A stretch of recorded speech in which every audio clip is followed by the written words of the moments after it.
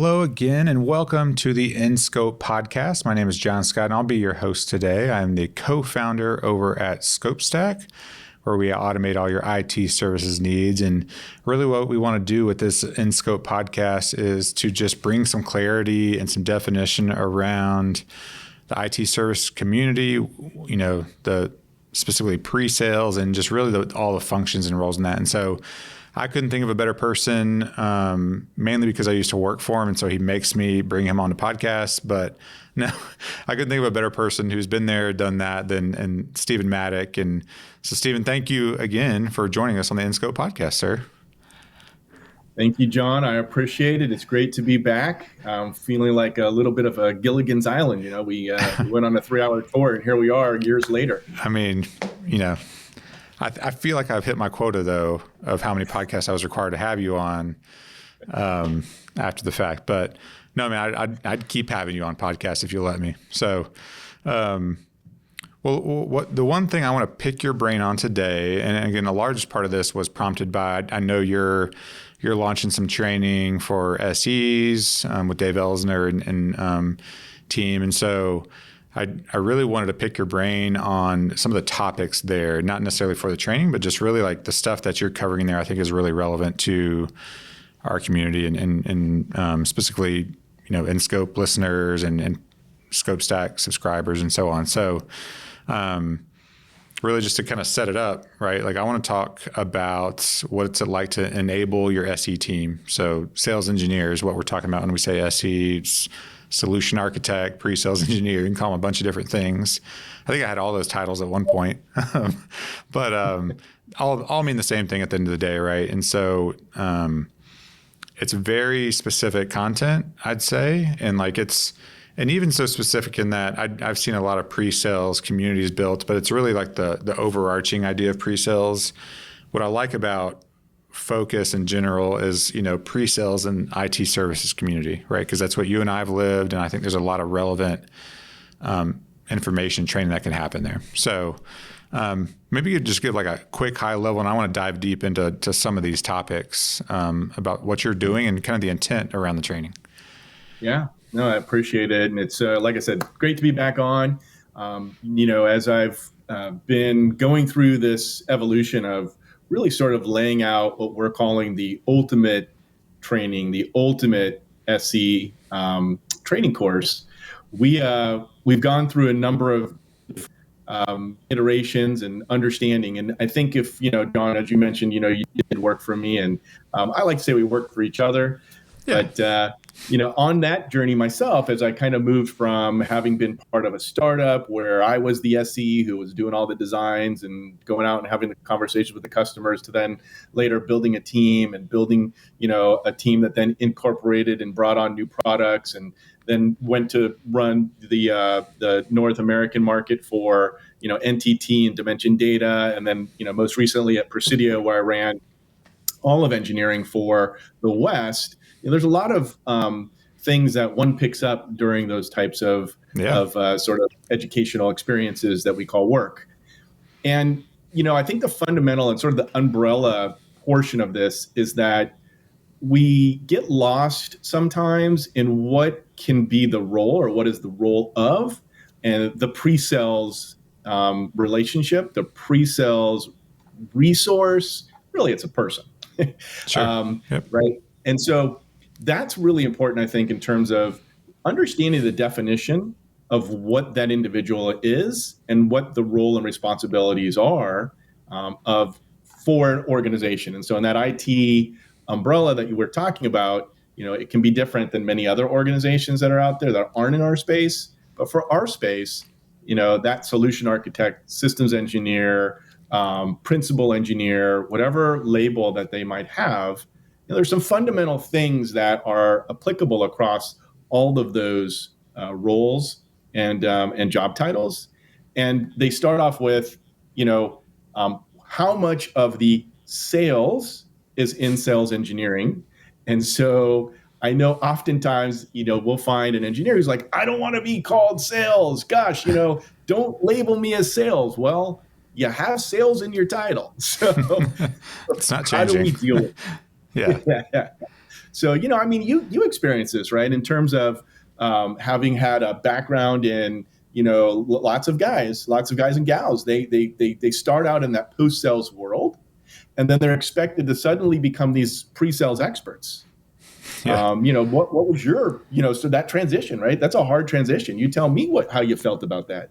Yeah, I mean, I was just telling someone the other day. So I came from, right out of college, I became a network engineer, and like that's where I got all of my, we'll call it post sales experience, right? But like the hands-on tactical experience, and so I didn't really know what pre-sales was. I'll be honest, like going into my very first pre-sales role, but I knew going into it that it's some technical and it's some talking to people, right? Like because I didn't really have a sales background, and so it was a learning experience for me, and I think I really love this idea called it's an earned secret.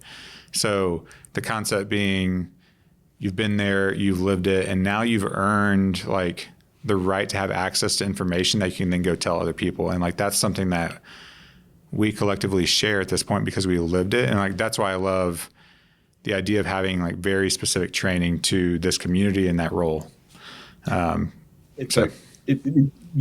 hitting the nail on the head. And so what we've created, and I think one of the big misunderstandings or misperceptions that often happens in our community is that we somehow think that if there's a post-sales individual or somebody who's done a really great job in being able to deploy technology of some kind, that if they have the ability to have a conversation with somebody out in the wild, we'll say, that we can just plop them down in a pre-sales role and they're going to do great, right?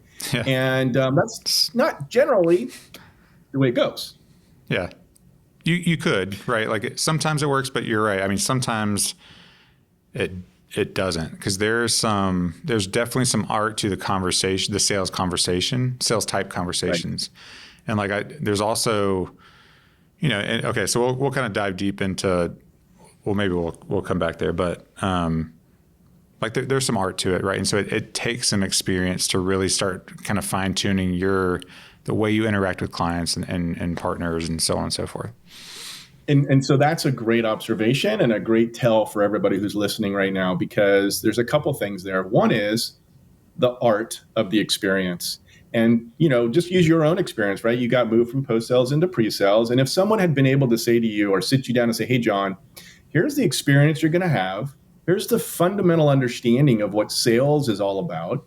Here's what we do when we talk about negotiations, or here's what it means to negotiate, or here's the role that the engineer plays in that part of a sales cycle or the sales motion, right? Mm-hmm. And so being able to dissect and understand what does it mean to be in this new environment of what this experience will be to an engineering individual who's in that pre-sales function now is really what Dave and I have created in the Ultimate Engineer, and I think an Ultimate Sales Engineer, to be more specific. Yeah, and that's really important, right? Because a lot of what many organizations have are different. They have engineers who are at a different trajectory in their maturity cycle.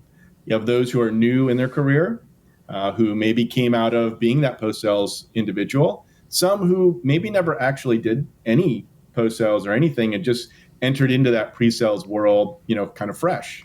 Then there are those who have been in the saddle for a long time. And, those, regardless of where they exist on the spectrum, can certainly benefit from training that really takes them from where they are to move them to that next level, to give them the experience. And oftentimes what I've found, John, and maybe you've seen this too, or maybe you experienced it as well, is that even those who've been in their career for a long time might not really know a lot of the fundamental aspects or how to get the advanced elements of what they want to accomplish from a sales motion or a sales cycle or that kind of thing. Yeah, I remember one of the scariest things to me when I first started my SE journey was like having this moment of, oh no, I'm supposed to be the smartest one in the room when they bring me in this conversation. And it took me a couple of years to realize like that is not necessarily true. Now you need to have some technical depth to you, and you need to have a good understanding about it's really a broad, solution set potentially, but you don't have to be, and correct me if I'm wrong, but like you don't have to be the smartest person in that room. What you have to be is the best at pulling details and information so that you can then go take that with your internal team to define the best solution for the client. Do you agree with that? Yeah, no. Yeah. I mean, there's a number of things you have to be good at. And one of them is to know how to be able to say, I don't know the answer to that. Let me go talk to my experts within the business and get back to you. Mm-hmm. That is something that's one of those areas of real challenge oftentimes for us as pre-sales team members is to be able to know when to say, I don't know. And so part of what, this process of, this journey of becoming the ultimate sales engineer includes is, everything from, understanding the role that that engineer plays and literally we'll do role playing with them to help them define, hey, what will this feel like for me when I'm sitting in a room and I get asked a question that I'm not the expert on. Mm-hmm. How do I do this? How do I handle myself? What's the verbiage? What are the words? What do I put to this answer to this question? What's my answer?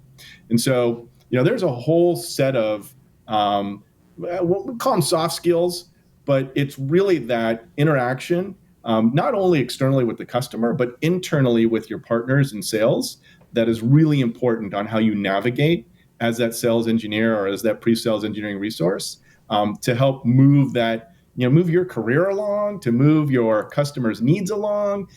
It encompasses everything. Yeah, and so just to kind of back up, so we kind of very highly touched on starting your SE journey. I mean, what are some of those? Can you give us like a sneak preview into some elements of the SE journey? Right, like are there things what do you talk about in that section of the training? Yeah. So, some of the key things that we're going to help sort of bring to the table. And, what's interesting to me and what you find, I kind of look at most training, whether it's sales or whatever title it has on an engineering training. It's kind of like going to the therapist.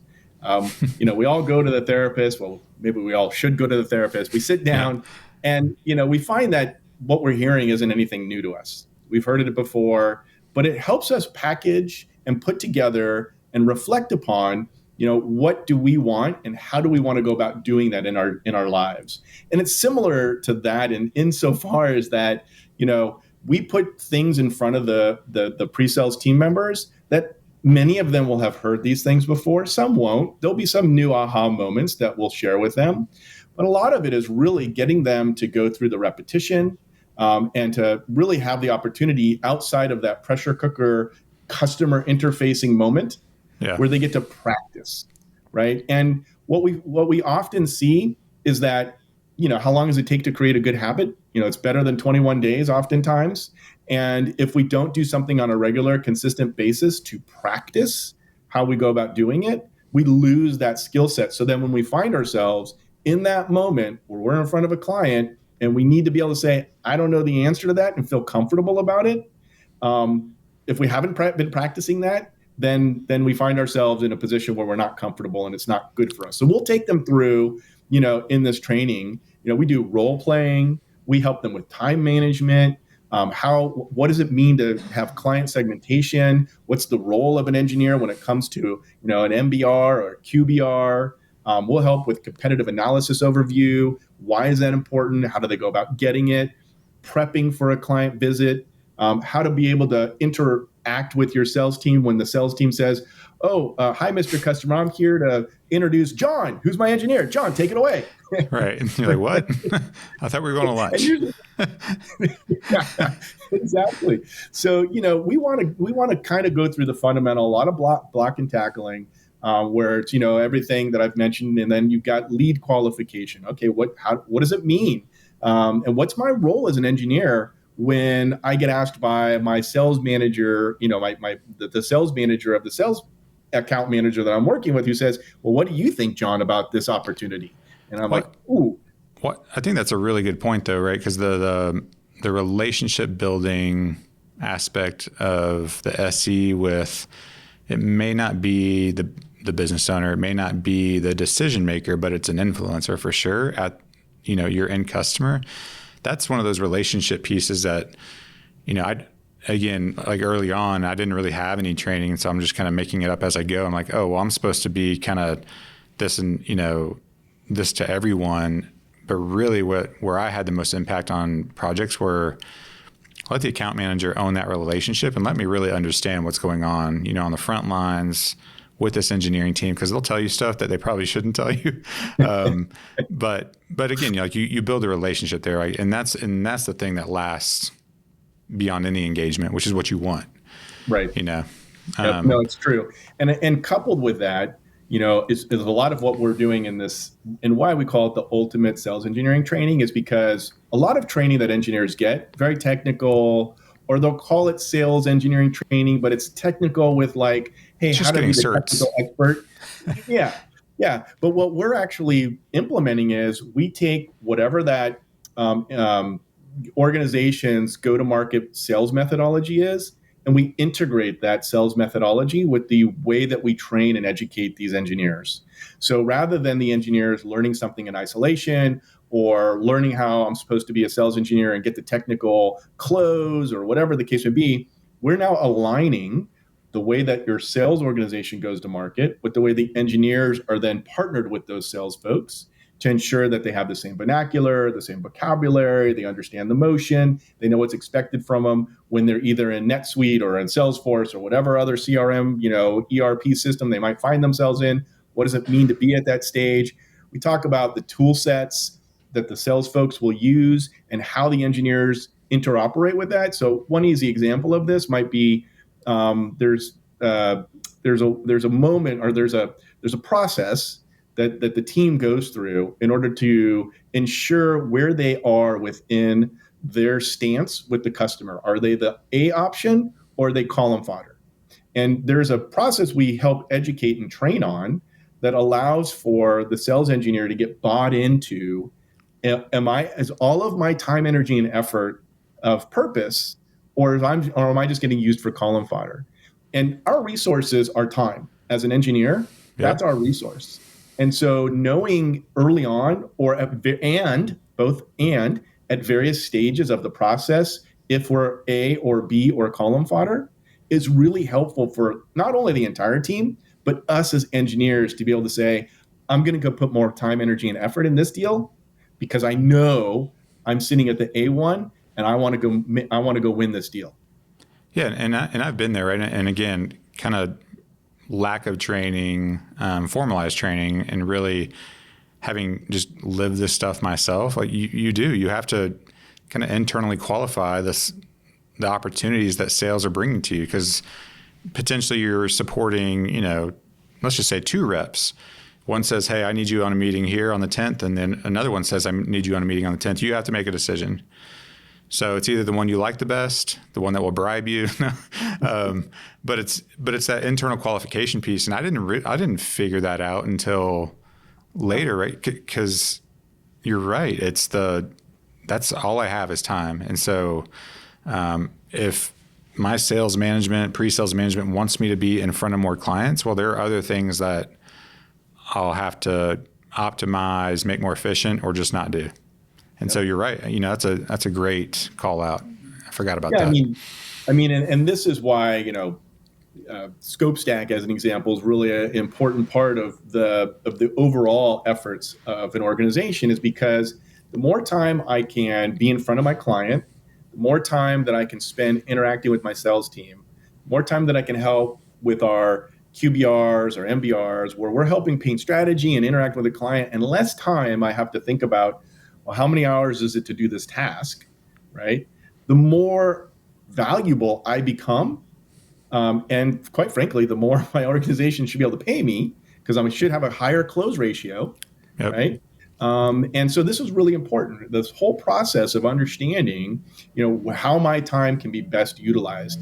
And so when you get to this point where, sales and engineering can be much closer and aligned, that really drives that value. Oh, for sure.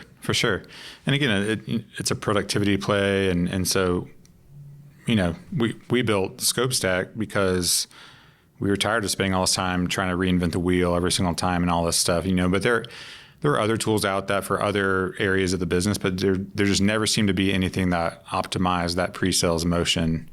And I always wondered, hey, what impact am I having to pipeline? And that was my boss. And when I became a manager of engineers, what is the impact you're having on revenue and closed business and all that stuff? So having a core understanding of, that sales to pre-sales transition and process and all the things that go into that really helps you answer those questions.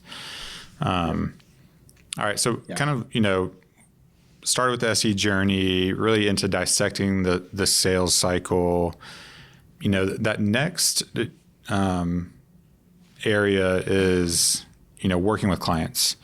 Because again, we kind of both alluded to this.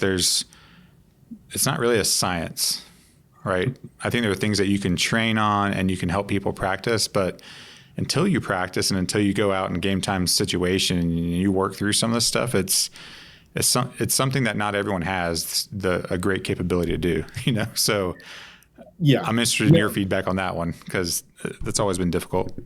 Yeah, and even those who we might think have a great skill set, and it's like, oh, that engineer, they're always so great. You think of a Michael Jordan or a Kobe Bryant or, the guys and gals who are at the top of their game, and you point to them and you always think they're just the best. But you don't ever kind of let coaching creep into your thought process. Like, well, do they get coaching? How do they? And they have a science to how they go about doing what they do, but there's an art to what they do as well. And when you can blend that continuous coaching and you can help refine and continue to practice what I talked about earlier, the practicing of the art, that really drives your expertise and the excellence that we're looking for as an organization.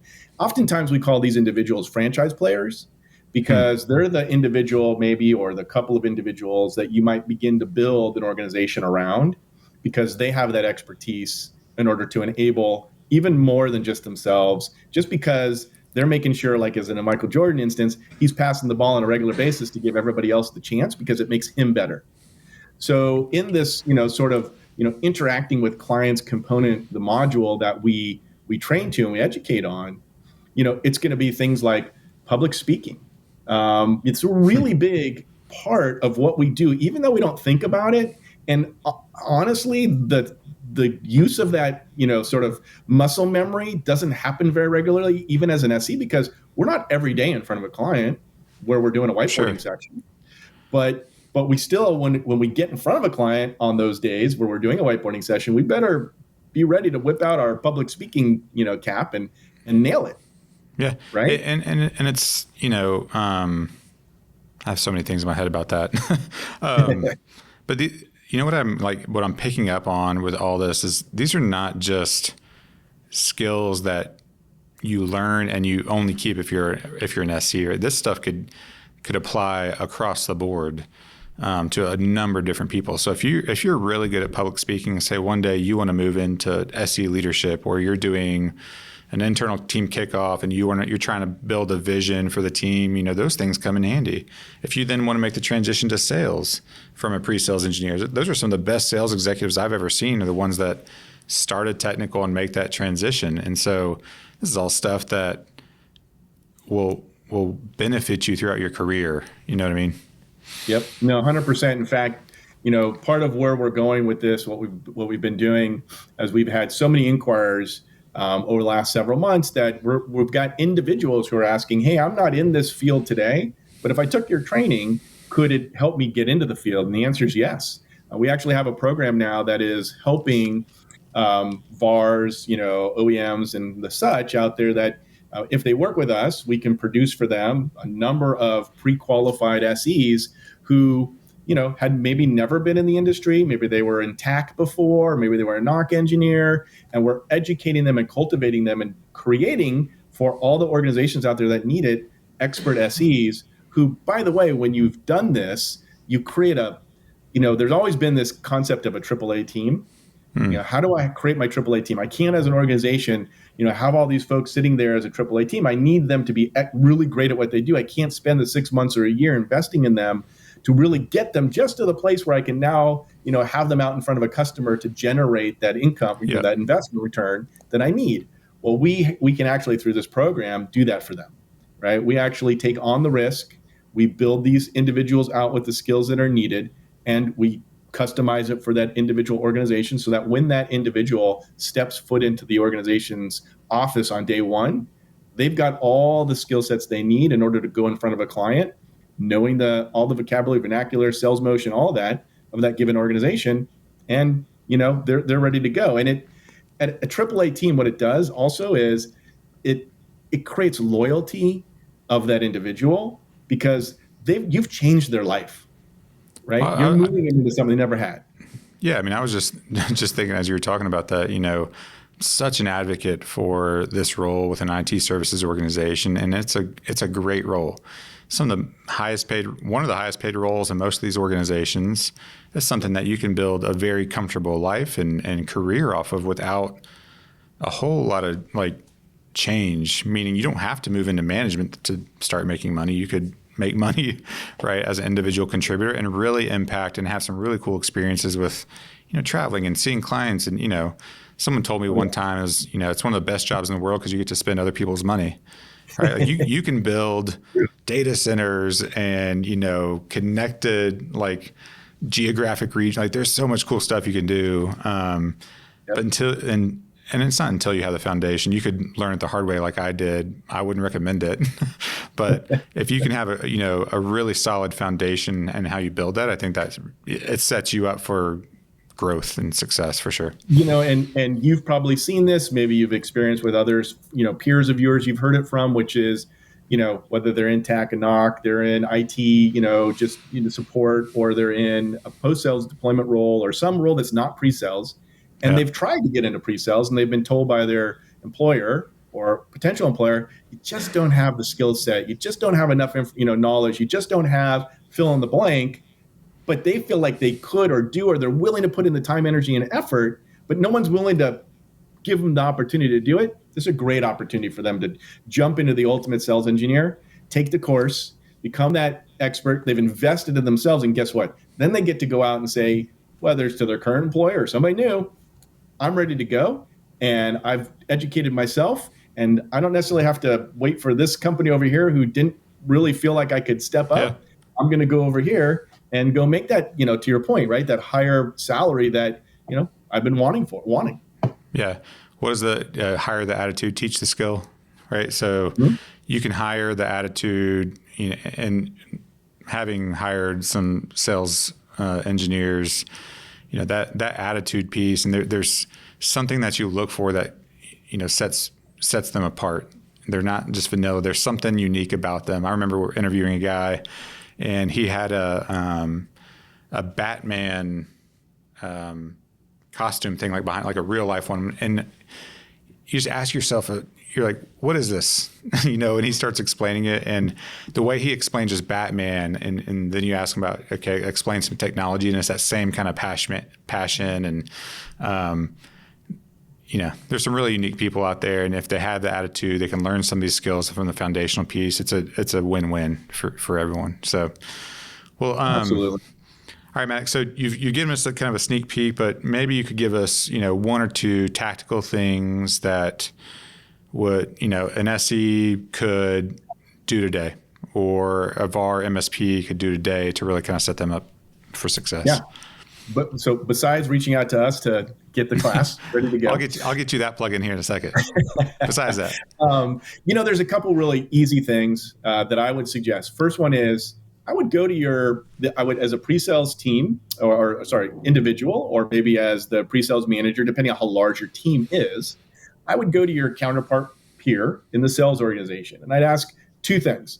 First one is I would say, hey, of all the things that you think I'm responsible for as your engineering partner, what's the one thing that is the most important to you? And it's probably going to be a different answer for most everybody, but I would take that one thing and I would go educate myself. If it's just I'm an individual contributor, or if it's a team, I'd go educate the team on that's the one thing that's the most important to the sales organization. If we can just do that one thing, we'll earn a lot of trust from the sales organization. because in some organizations, sometimes, an engineer is looked at as just a resource and not as an individual. So that to me is something really important, that if I can help my team or myself move to a level where I'm seen as a human Yep. by my peers, that's really beneficial. That's number one. Number two is, I would say, if you feel like you've got that one nailed, go in and ask for, and I'll just give you one of many options it could be. I'd say go in and say, hey, I'd like to sit in on a negotiation from our sales team to a client, and just be a fly on the wall, because I want to understand how that happens. What's the cycle? What does it look like? I want to be taken through it, because to your point earlier, one of the things you said is, the way you earn trust as an engineer is to get close to the technical decision maker or influencer or buyer. And one of the ways to do that is to spend time with them, often one-on-one. And so if in that one-on-one, whether it's lunch or you're in the office or golfing, whatever it might be, you have now the understanding of negotiation and how that works from your organization standpoint. And you start having a conversation that's less about the thing you're doing and a little more about maybe the opportunity that your buddy or person is telling you about. You can help in the negotiation process by understanding, oh, here's the couple, 2-3 things that my sales team, my sales counterpart will want to know. And I can get those now from this individual because they trust me, right? I'm the trusted advisor. I'm the one who they're talking to. And you're not trying to tear information out of this person and, be a bad person in any way. You're just accelerating the cycle, right? By having an understanding already. So those are the two things I'd say. I got hundreds of others, but those are two kind of things that can actually do easy, tangible. Yeah, no, I love it. And I can just reiterate that, at least number one, that relationship piece between the pre-sales and sales team is an extremely critical relationship.